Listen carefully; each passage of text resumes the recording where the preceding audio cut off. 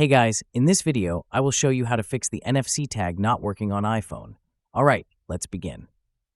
First, ensure your NFC tag is compatible and properly paired with your iPhone.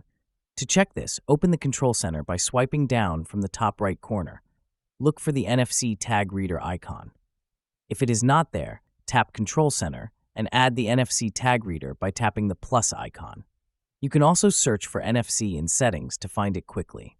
If the tag still doesn't show or isn't working, it might not be compatible with iPhone.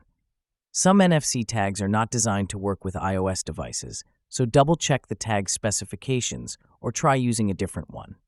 Next, check if your iPhone needs a software update. Open Settings, go to General, then tap Software Update.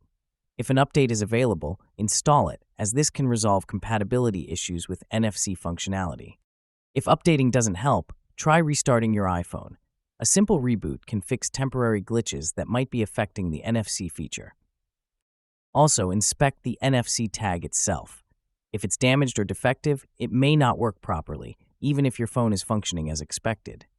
So that's basically how you can fix the NFC tag not working on iPhone.